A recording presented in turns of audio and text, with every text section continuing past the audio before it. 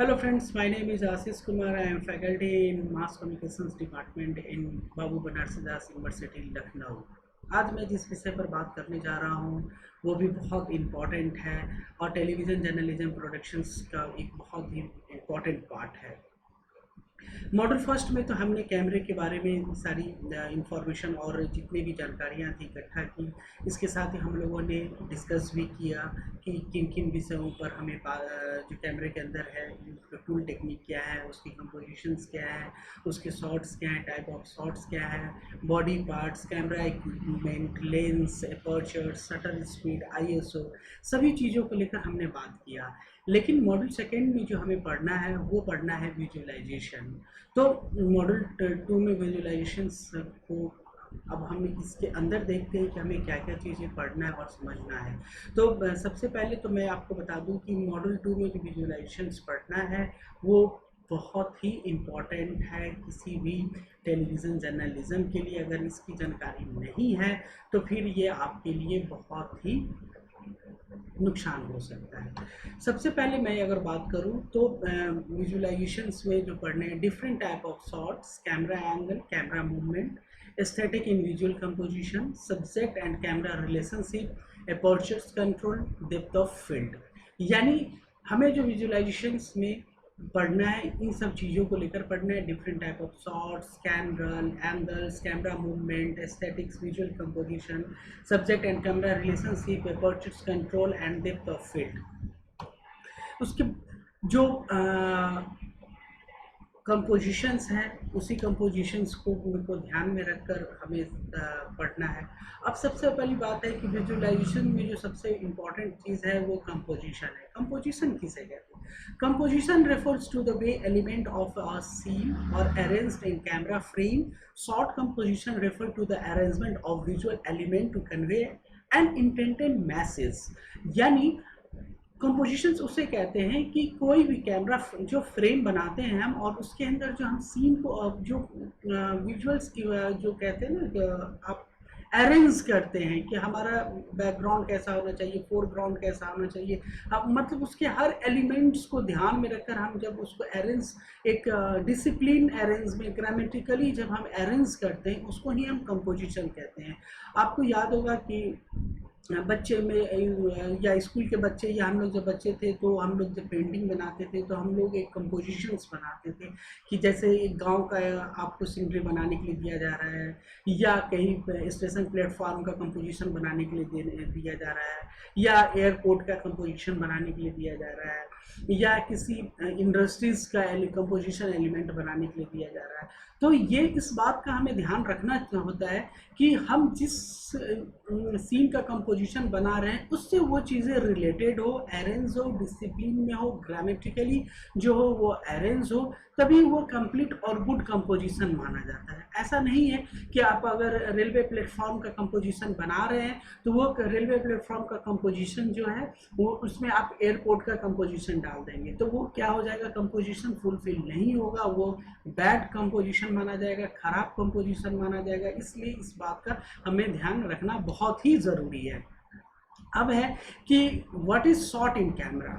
जो हम छोटे छोटे शॉट बोलते हैं ना कि हमें एक शॉट लेना है, तो कैमरे में शॉट्स का क्या है, ये मतलब क्या, मतलब इसका मतलब क्या, मीनिंग क्या है। Shot is a continuous view film by one camera without interruptions. A scene is a place or setting where the actions take place. A scene may consist of one shot or a series of shots depicting a continuous event. यानी एक shot उसको कहते हैं कि आप कोई भी scene जैसे ले रहे हैं, जैसे मान लिया जाए कि आप कोई क्लासरूम का सीन है तो क्लासरूम के सीन में अगर जैसे मैं क्लासरूम में आप लोगों को पढ़ा रहा हूँ तो एक सीन क्लियर हुआ है कि एक फैकल्टी एक टीचर बच्चे को क्लासरूम में पढ़ा रहा है, ये एक सीन है। अब इस सीन के अंदर जो शॉट आएंगे वो शॉट्स कैसे कैसे बनेंगे, छोटे छोटे बनेंगे, single shot, mid shot, close shots, ठीक है, साइड एंगल, लो एंगल। तो ये डिफरेंट शॉट हैं और वो जो शॉट्स को ही जोड़कर जो होता है एक सीन कंपोजिशन जो है कंप्लीट कंपोजिशन बनता है, एक कंप्लीट सीन बनता है। अब आप इस फोटोग्राफी को देखिए, इस फोटोग्राफी को देखने के बाद आपको ये समझ में आएगा कि ये फोटोग्राफी में जो ये व्यक्ति खड़ा है, ये इसके जो सबसे आई लेवल तक के है, इसको द एक्सट्रीम लेवल के क्लोज शॉट कहा जाता है। फेस तक का जो होता है उसे क्लोज शॉट कहा जाता है, इसको हाफ शोल्डर शॉट कहा जाता है, इसको हाफ शॉट कहा जाता है या मिड शॉट कहा जाता है, इसको लॉन्ग मिड शॉट कहा जाता है, इसको एक्सट्रीम मिड लॉन्ग शॉट कहते हैं। तो ये डिफरेंट शॉट होते हैं और इसी शॉट्स को मिलाकर क्या बनते हैं, एक सीन बनते हैं। अब है types of camera and shot and size. तो टाइप्स ऑफ कैमरा में एक्सट्रीम वाइड शॉट होता है जिसको ELS से इंडिकेट किया जाता है। लॉन्ग शॉट होता है, वाइड शॉट जिसे वाइड शॉट भी कहते हैं, full shot, mid long shot, cowboy shot, इसको मीडियम शॉट कहते हैं, मीडियम क्लोजअप शॉट कहते हैं, फिर क्लोजअप शॉट कहते हैं, एक्सट्रीम क्लोजअप शॉट कहते हैं और एस्टैब्लिंग शॉट्स कहते हैं। तो ये डिफरेंट टाइप के शॉट्स हैं और ये शॉट जो होता है ये अकॉर्डिंग टू हमारे स्क्रिप्ट, यानी आपकी स्टोरी कैसी है, आपका कैरेक्टर को क्या दिखाना है, ये मोस्ट इम्पॉर्टेंट थिंग है। अगर आपके कैरेक्टर के एक्सट्रीम अगर कोई कैरेक्टर है और उसके फेशियल एक्सप्रेशन में अगर कुछ खा रहा और आप चाहते हैं कि उसके खाते हुए को मैं दिखाऊं, तो इसके लिए एक्सट्रीम लेवल के जो क्लोजअप शॉट्स हैं, जो उसके फेस को और ओठ या आँख या नाक को आप फोकस करके जब आप सीन लेते हैं तो एक्सट्रीम क्लोजअप जो आप पूरे फेस को लेते हैं, यानी आप उसके फेशियल एक्सप्रेशन को लेते हैं कि उसके अंदर डर है, उसके अंदर गुस्सा है, उसके अंदर हंसी है, हैप्पीनेस है या जो भी है, तो वो आप एक्सट्रीम क्लोजअप शॉट्स के थ्रू लेते हैं।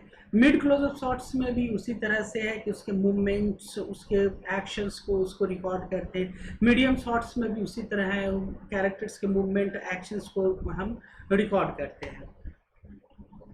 अब जैसे देखिए एक्सट्रीम वाइड एंगल शॉट्स जो है, जैसे ये जो सीन है, एक धूल भरी आंधी आ रही है बहुत भयानक, और इसका इन्होंने एक्सट्रीम लॉन्ग शॉट लिया है। क्योंकि ये जो है, अगर आप यहाँ पर एक्सट्रीम क्लोजअप शॉट लेंगे तो फिर जो हमारा सब्जेक्ट है वो डीफोकस हो जाएगा। हमारा पर्पस है कि हमें आंधी को दिखाना है, यानी जो ये वंडर आए हैं उस वंडर को हमें दिखाना है। इस वंडर को दिखाने के लिए हमें एक्सट्रीम लॉन्ग शॉट्स लेना पड़ेगा, तभी हम एक इसके जो सब्जेक्ट्स का जो मेन कैरेक्टर है उसी को हम दिखा पा रहे हैं। An extreme long shot make your subject appear small against their location. You can use an extreme long shot to make your subject feel distant or unfamiliar. It can also make your subject feel overwhelmed by the location of all the various camera shots out there. Consider using extreme long shots when you need to emphasize the locations or isolations. यानी आपको अगर extreme इस तरह के scene create किए हैं, दिखाना है, तो आपको एक्सट्रीम लॉन्ग शॉट्स दिखाने पड़ेंगे। लॉन्ग शॉट्स में एक कैरेक्टर एक सब्जेक्ट है और इस सब्जेक्ट को जो है आप इसके आसपास के एरियाज को भी कह सकते हैं कि डेप्थ ऑफ फील्ड्स को भी दिखाना है कि ये जो हमारा सब्जेक्ट है वो एक कितने एरिया को कवर कर रहा है। तो इसमें हम लॉन्ग शॉट्स, जो कैरेक्टर है इसके फुल बॉडीज को हमने लिया है। ये ऐसा नहीं है कि ये जो बैठा हुआ है यही हमारा जो है फुल फ्रेम है। जब खड़ा होगा तो उसके फुल फ्रेम अलग बनेंगे, ये भी बैठा हुआ है तो ये इसके फ्रेम अलग बनेंगे। तो ये जो हमारा कैरेक्टर बैठा हुआ है इस कैरेक्टर्स को हम लॉन्ग शॉट कहते हैं, यानी हाफ शॉट्स जो है, और इसके आसपास के जो क्षेत्र है इसको भी, जो एरिया जो है इसको भी जो कवर कर रहा है। एक मतलब अगर इस सीन को अगर देखें तो एक व्यक्ति बैठा हुआ है और कुछ सोच रहा है, या कहीं अकेला बैठा हुआ है, या थक कर कहीं बैठा हुआ हो और वो एक बड़े एरिया को देख रहा है, यानी कई दूरी तय करनी है या बहुत बड़ा स्पेस है, आप कहाँ जाए ना जाए। तो इन सब चीज़ों को दिखाने के लिए हम क्या करते हैं कि लॉन्ग शॉट्स का यूज़ करते हैं। अब जो आता है फुल शॉट में क्या होता है कि हम टॉप टू टो, यानी जो हेड एंड शोल्डर्स और जो आपके ये फुट है, यहाँ दोनों भी हमारा कवर होना चाहिए, यानी सर भी दिखना चाहिए और पैर, ये दोनों जो फुल बॉडी हमें पार्ट्स को दिखना चाहिए। इसके साथ ही जो आसपास के बैकग्राउंड है, फोरग्राउंड है और जो एरिया एक सब्जेक्ट इन्होंने कवर कर रखा है अपने, ये भी इसको भी दिखाता है ये फुल शॉट्स में, ताकि जो सीन इम्फेसिस है वो पूरी स्ट्रांगली और डोमिनेंट तौर पर काम कर सके। अब ये जो कैरेक्टर है, ये कैरेक्टर किसी जहाँ पर खड़ा है, एक फील्ड है और फील्ड में खड़ा है फुल, यानी अब इसके जो मूवमेंट हैं, जो इसके एक्सप्रेशन, ऐसा लग रहा है कि ये लड़ने के लिए तैयार है, ये किसी का इंतजार कर रहा है। तो ये एक्सप्रेशंस को दिखाने के लिए हमें फुल शॉट्स की जरूरत पड़ती है। अब है मीडियम वाइड शॉट। अब मीडियम वाइड शॉट में आप ये देख सकते हैं कि जो थाई से ऊपर वाले हिस्से, थाई से लेकर हेड तक, ये सारे हिस्से जो होते हैं ये आपको medium shots, medium wide shot कहलाते हैं। इसमें बॉडी के कैरेक्टर्स के मूवमेंट, एक्सप्रेशंस, सारी चीज़ों को दिखाया जाता है और ख़ासकर फिल्म में इसका यूज़ ज़्यादा किया जाता है, क्योंकि जो कैरेक्टर होता है इसमें एक्शन भी दिखाना होता है, रिएक्शन भी दिखाना होता है, इसके साथ ही मूवमेंट भी दिखाने होते हैं, तो इसलिए मीडियम वाइड या मीडियम शॉट्स के यूज ज़्यादा किए जाते हैं। अब ये देख सकते हैं मीडियम शॉट है। मीडियम शॉट्स में ये जो सोल्जर्स के जो हाफ हैं ये दिखाए जाते हैं।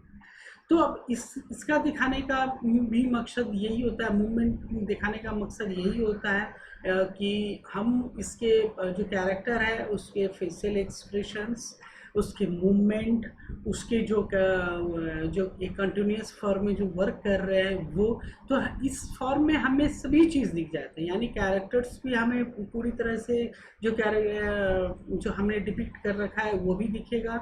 इसके साथ ही जो कैरेक्टर्स के जो एक्सप्रेशन है, फेशियल एक्सप्रेशन है, वो भी दिखेंगे, कैरेक्टर्स के जो मूवमेंट हैं वो भी दिखेंगे। तो मीडियम शॉट्स में seen the most standard camera shot around, but every shot size you choose you will an effect on your viewer. Medium shots can often use as a buffer. Shots for dialogue scene have the important moment, later it sold the close-up shots. तो अब इसके बाद ही हम close up shots पर आ पाते हैं, तो इसलिए मीडियम शॉट्स के जो क्या हैं बहुत ही इम्पोर्टेंट हो जाते हैं। अब है मीडियम क्लोजअप शॉट्स कैमरा। अब इसमें हम सोल्जर्स से हम हेड तक के काउंट करते हैं, इसमें भी वही चीज़ें हैं। The medium closeup extremely short camera shot size keep the character earlier distance even during there the face to face conversation.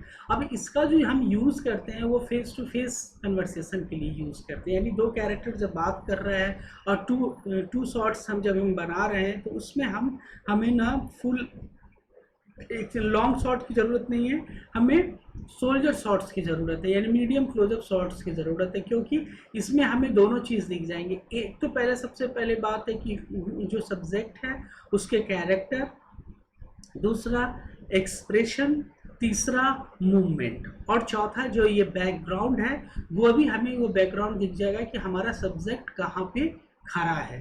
तो ये बहुत इम्पॉर्टेंट होता है। और आप देखेंगे कि टीवी सीरियल या फिल्में जब दो लोगों के बीच में कन्वर्सेशन होता हो तो इसी शॉट्स का यूज़ किया जाता है।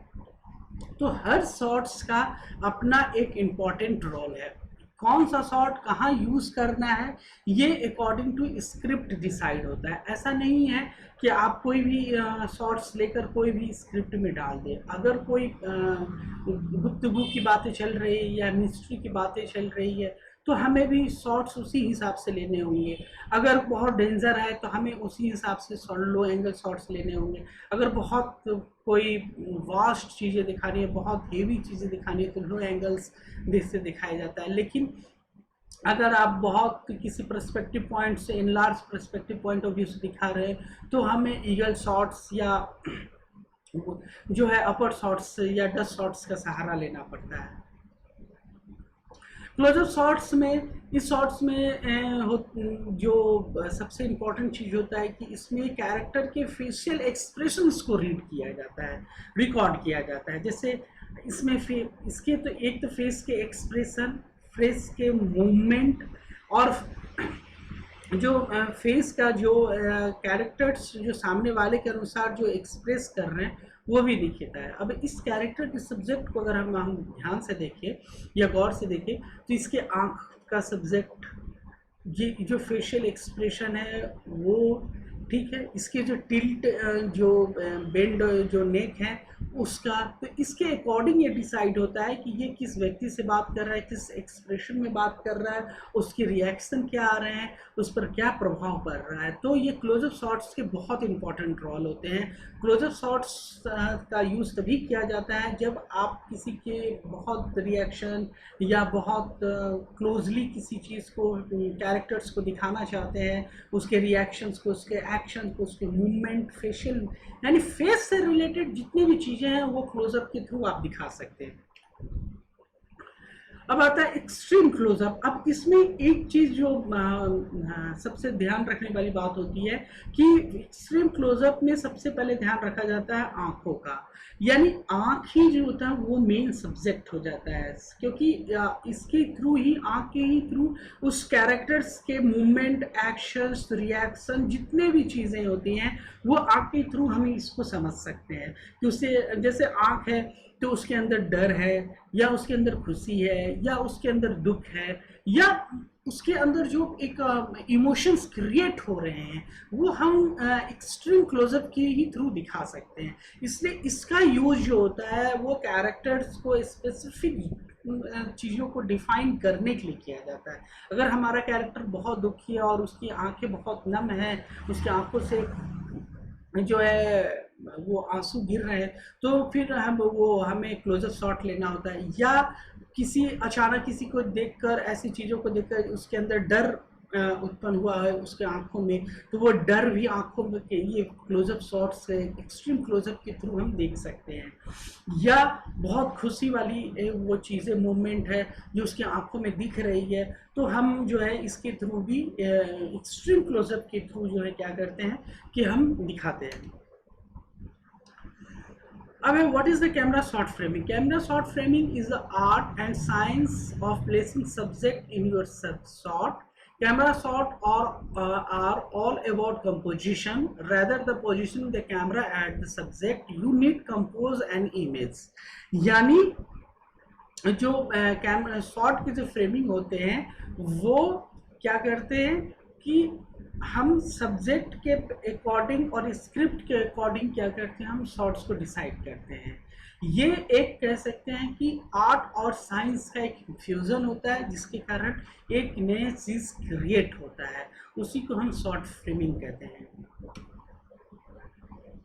अब ये types of camera short framing: single shot, 2 shots, 3 shot, over the shoulder shots and point of view shot. यानी ये शॉट जो होते हैं ये टाइप ऑफ शॉट्स थे। और इससे पहले जो हमने आपको बताया था कि वो शॉट्स जो एक्सट्रीम क्लोजअप शॉट्स, ये लॉन्ग शॉट, ये सब जो शॉट्स है ये एक तरह से कह सकते हैं कि ये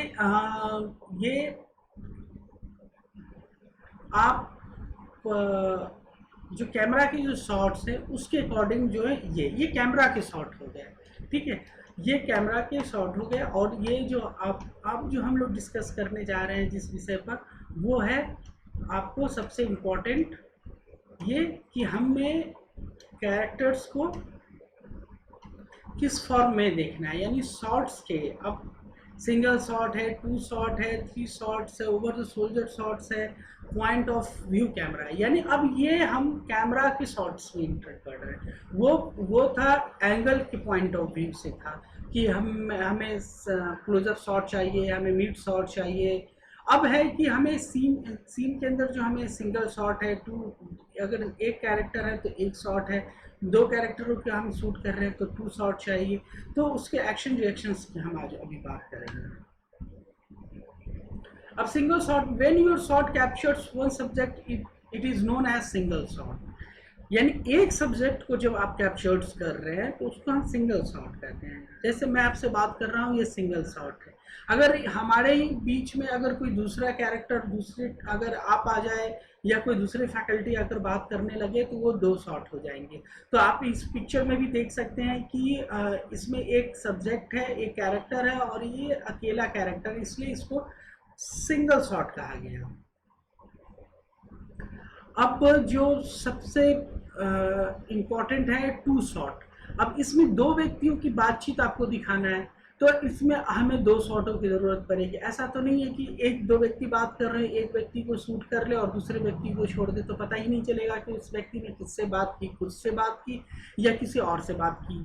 तो इसलिए हमें 2 शॉट्स की ज़रूरत पड़ेगी। आमतौर पर भी एक जनरल है, अगर आप इसको अच्छे से समझ सकते हैं तो समझ सकते हैं कि अगर मान लीजिए आप किसी से बात करते हैं, 2 व्यक्तियों से अगर बात कर रहे हैं, तो आप उसके एक्शन रिएक्शंस को भी आप पर रिएक्ट होता है। फिर आपके एक्शन और रिएक्शन के अकॉर्डिंग जो है सामने वाले भी बहुत ज़्यादा इफेक्ट होते हैं। तो दोनों के रिएक्शंस जो क्या होते हैं वो चलते रहते हैं। तो 2 शॉट्स में भी यही चीज़ होता है कि ये 2 जो कैरेक्टर हैं, ये दोनों जो बात कर रहे हैं, जो आमने सामने में है, अब ये कुछ बोल रहे हैं और ये बोल रहे थे, यानी दोनों जो कैरेक्टर हैं, यानी हंसी वाली एक मूवमेंट है, एक हैप्पीनेस वाली मूवमेंट है, जिसको देखकर ये ऐसा लग रहा है कि ये दोनों बहुत खुश हैं। अब 3 शॉट्स, इसमें 3 शॉट है जिसमें कि तीन लोग हैं, 3 व्यक्ति हैं और 3 का हमें शॉट चाहिए। तो इस तरह के सब्जेक्ट में क्या होता है कि सबसे ज़्यादा इम्पोर्टेंट क्या होता है कि हमें किसको फोकस रखना है, बाकी को हमें उस तरह से फोकस नहीं करना है जिस तरह से हमें फोकस करनी चाहिए। तो अगर इसमें आप देखेंगे कि इसमें जो मेन सब्जेक्ट ये है, इसके अंदर वो एक कह सकते हैं कि किसी का वेट कर रहा हो या किसी का वॉच कर रहा हो या किसी की बातें सुन रहा हो, और बाकी जो 2 कैरेक्टर है इसके एसोसिएट कैरेक्टर हैं, ये कैरेक्टर भी इसी एक्शंस में हैं और ये इसके एक्शन पर ये दोनों के रिएक्शन होंगे। यानी ये कैरेक्टर सामने वाला जो है अगर बहुत भयभीत होकर उठेगा या बहुत सार्केस्टिकली अगर कोई वर्क करेगा या एट्रेंडम उठेगा, तो इसकी भी कैरेक्टर्स पर भी प्रभाव पड़ेंगे। इसलिए इस 3 शॉट्स में तो ये बात का ध्यान रखा जाता है कि हमें किसको सब्जेक्ट बनाना है, फोकस करना और किसे डिफोकस करना है। अब ओवर द सोल्जर शॉट्स। अब ओवर द सोल्जर शॉट्स में आप देख रहे हैं जिसको हम लोग OTS भी कहते हैं। अब इसमें जो सबसे इम्पोर्टेंट चीज़ क्या होता है कि जो सोल्जर है, सोल्जर के पास आपका कैमरा पॉइंट ऑफ व्यू होता है। ये 2 कैरेक्टर बैठे हुए हैं सामने में।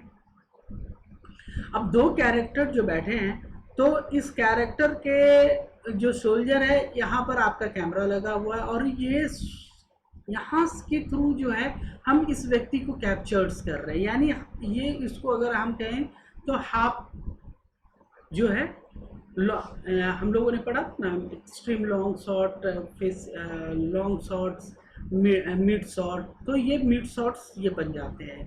ठीक है, तो इसका भी यूज जो है होता है वो जब 2 शॉट्स में जब 2 व्यक्ति बात कर रहे हैं लेकिन हमें वो बैठे हुए हैं, तो बैठे हुए बात कर रहे हैं, तो हमें उसी एंगल से जो है कैमरे को शूट करना होगा। तो इसलिए हम क्या करते हैं सबसे पहले कि सोल्जर्स के पास कैमरास को रखकर हम उसको रिकॉर्ड करते हैं ताकि आई लेवल हमारा बना रहे। अब है over the hip shot. Over the hip shots यानी एक व्यक्ति बैठा हुआ है और दूसरा व्यक्ति खड़ा है, तो एक व्यक्ति का आई लेवल जो है एबव है और एक व्यक्ति का आई लेवल जो है लो है। तो हम इसके पॉइंट ऑफ व्यू से अगर हम रिकॉर्ड कर रहे हैं, जो व्यक्ति सामने जो जिसका लोअर एंगल्स है, जो लोअर लेवल में बात कर रहे हैं, तो इसके थ्रू अगर हम कैमरा को देख रहे हैं तो ये कहलाता है हिप शॉट कहलाता है। यानी सामने वाला कैरेक्टर बैठा हो और एक कैरेक्टर उठा हुआ हो, और जो उठा हुआ कैरेक्टर है, जो खड़ा कैरेक्टर है, उसके अकॉर्डिंग अगर हम शूट कर रहे हैं तो ये ओवर द हिप शॉट कहलाता है। इसका शॉट्स भी 2 लोगों की बातचीत के तौर पर किया जाता है और 2 लोग किस तरह से बातचीत कर रहे हैं उसके एक्शन रिएक्शन पर भी ये डिपेंड करता है कि हम किस तरह से बातचीत करते हैं। Sorry,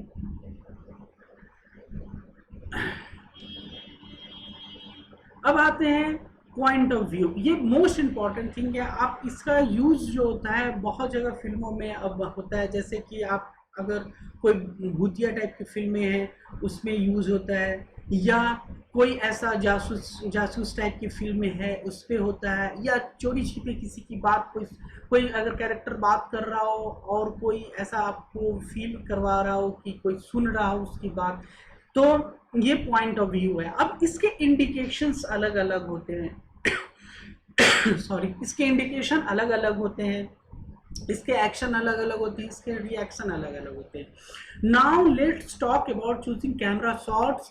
so the point of view one of your character, a point of view shot is generally sandwiched between two other shots. Camera shots of character looking something cut to your point of view camera shot showing the character reaction, a point of view shot showing the exactly what the character sees, and we get understanding generating the character's reaction.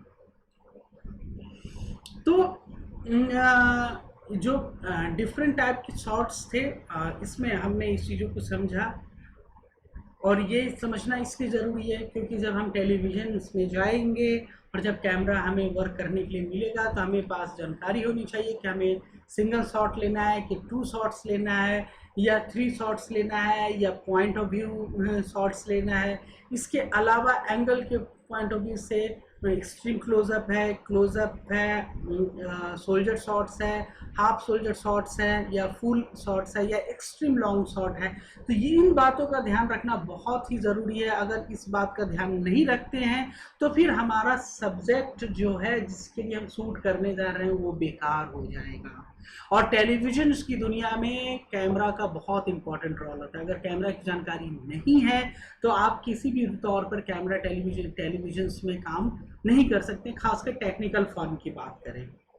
इसलिए कैमरे को बहुत अच्छे से समझने की ज़रूरत है। अब जो विजुअलाइजेशंस में हमें जो पढ़ना है नेक्स्ट चीज़ वो है camera angle and camera movement. यानी हमने अभी तक जो चीज़ें पढ़ी थी, हमने जो स्टडी किया, हमने जो डिस्कशन किया, हमने जिस विषय पर बात किया, वो जो था वो शॉट्स था, वो कैमरा के जो एंगल्स थे, मूवमेंट थे, शॉट्स थे, ये सारी चीज़ें थी। अब हम इसके अंदर फिर उसके जो टूल टेक्निक्स क्या है उसके विषय में हमें जानकारी हासिल होगी। अब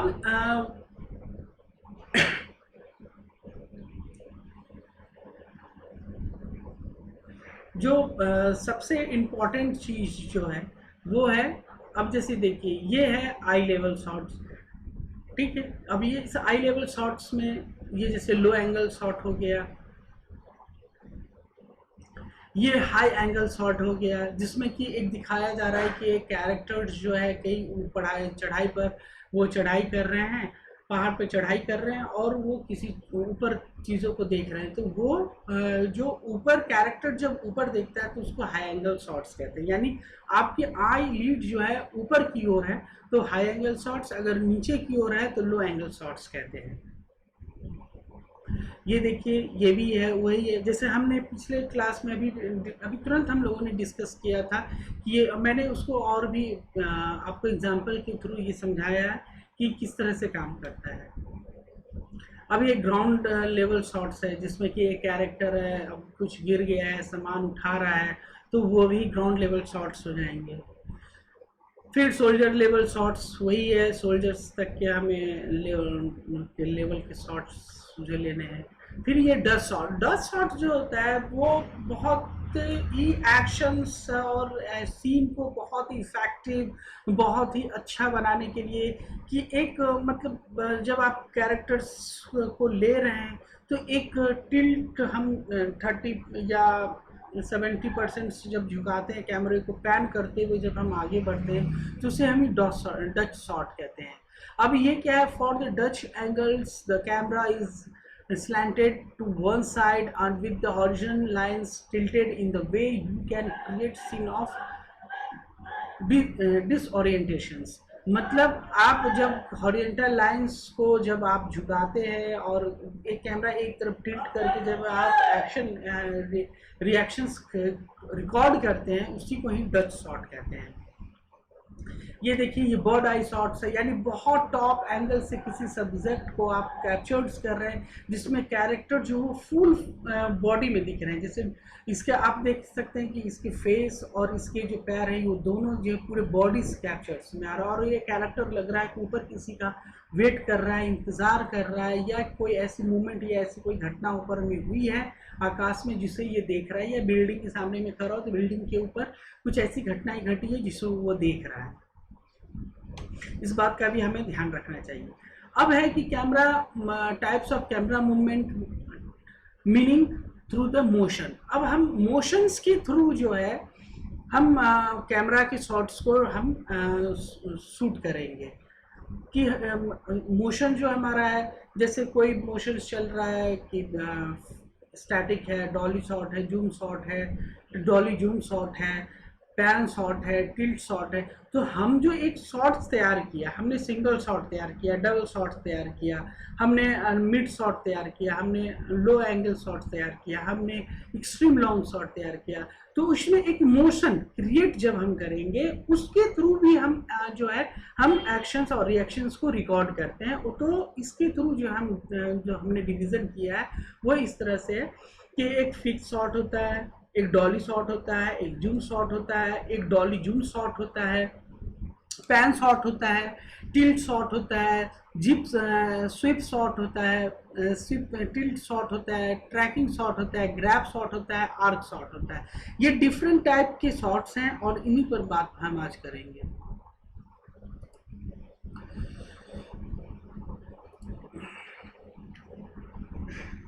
अब कैमरा मूवमेंट क्या है? Camera movement is a powerful making tool employed to modify the relationship between the subject and the camera frame, and the goal of altering viewers perspective of space and time for a more impactful storytelling। यानी camera movement जो होता है वो क्या करता है कि वो हम किसी टूल या किसी इक्विपमेंट के थ्रू जो है इस कैमरे में एक मूवमेंट क्रिएट करते हैं, तो जिसके कारण जो होता है कि हम जो कैरेक्टर्स जो प्ले कर रहा है उसको हम जो गोल है उसको अचीव कर पाते हैं, जो एक पर्सपेक्टिव पॉइंट व्यू होता है उसको रिकॉर्ड कर पाते हैं। अब इसमें स्टैटिक शॉट्स है। स्टैटिक शॉट्स में जो सबसे इम्पॉर्टेंट चीज़ होता है कि वो फिक्स शॉट होता है। इसमें जैसे कोई सब्जेक्ट, कोई व्यक्ति, दो व्यक्ति बात कर रहे हैं तो उसमें कैमरा के कोई मूवमेंट नहीं होते हैं, बस दो लोग आपस में बातचीत कर रहे होते हैं और उसी बातचीत को वो सीधे तौर पर दिखाया जाता है, उसको ही फिक्स शॉट कहा जाता है। अब ये है कैमरा डॉली शॉट। अब ये डॉली शॉट जो होता है, ये डॉली हमने पिछले विषय में भी बात किया था कि डॉली क्या होता है। डॉली एक ऐसा इक्विपमेंट होता है जिसके अंदर जो होते हैं व्हील लगे होते हैं और इसके ऊपर एक कैमरा को रख दिया जाता है। अब ये जो है होता है ये सब्जेक्ट के पास हमारा जाता है। ये एक तरह से कह सकते हैं डॉली शॉट जो होता है एक जो कैप्चर सीन होता है वो सीन कैप्चर्स एक बहुत ही मोशनली स्मूथली मोशंस वाइज बहुत ही परफेक्टली रिकॉर्ड होता है, इसलिए डॉली शॉट्स का यूज़ किया जाता है। इसमें कैमरा कैरेक्टर सिपा जाता है जिसके कारण जो होता है कैरेक्टर्स में भी एक मोशंस क्रिएट दिखता है हमें। पहली नंबर चीज़। दूसरी नंबर चीज़, हमारा जो सब्जेक्ट है वो कहीं से भी नॉइज क्रिएट नहीं करता, यानी ब्लर नहीं होता है, कहीं साउंड का भी कोई ऐसा लैकिंग नहीं होता है जिसके कारण जो है वो हमारा सब्जेक्ट खराब हो सकता है, इसलिए डॉली का यूज़ किया जाता है। या एक मोशंस क्रिएट करते हैं, जब एक सब्जेक्ट के अनुसार में जब हम एक मोशंस क्रिएट करते हैं तब हम डॉली का यूज़ करते हैं। अब इस डॉली में हम क्या करते हैं कि ट्रैक को भी लगा देते हैं जिसके कारण जो है एक परफेक्टली शॉर्ट जो एक मूवमेंट है कैरेक्टर का हम उसको रिकॉर्ड कर सकते हैं अच्छे ढंग से, इसलिए डॉली का यूज़ किया जाता है। अब है ये जूम लेंस शॉट। अब इसमें जूम लेंस शॉट्स में क्या होता है, सबसे बड़ी खराबी क्या है और अच्छाई भी क्या है। एक तो कि आपका सब्जेक्ट ये इतनी दूर था, आपने सब्जेक्ट्स को जूम इन किया और इसके थ्रू आपने सब्जेक्ट्स को क्या किया कि कैप्चर्स किया, तो ये इसके जो पिक्सल थे, इसकी जो क्वालिटी थे और इसके जो क्वालिटी है दोनों में अंतर आ जाएंगे। अगर आपका लेंस बहुत अच्छा है, अगर दोनों को रिकॉर्ड कर रहे हैं तो इसके लेंस की क्वालिटी अच्छी आएगी। अगर बहुत अच्छा लेंस है, इसकी क्वालिटी बहुत ही बेहतर आएगी, बहुत ही बेहतर आएगी। लेकिन इसकी क्वालिटी बहुत बेहतर आएगी या बहुत बहुत नहीं बेहतर आएगी। तो इसलिए जूम लेंस के ये थोड़े से नेगेटिव होते हैं। इसलिए डॉली का यूज़ किया जाता है कि अगर हम डॉली इसके थ्रू हम सब्जेक्ट के पास पहुंच सकते हैं, जो सब्जेक्ट्स के जो कैरेक्टर हैं, जो कलर है, जो साउंड है, जो बैकग्राउंड है, फोरग्राउंड है, डेप्थ ऑफ फील्ड है, सारी चीज़ों को हम एक बार में कैप्चर कर सकते हैं। ये एक बहुत बड़ा इंपॉर्टेंट रोल होता है डॉली जूम लेंस का।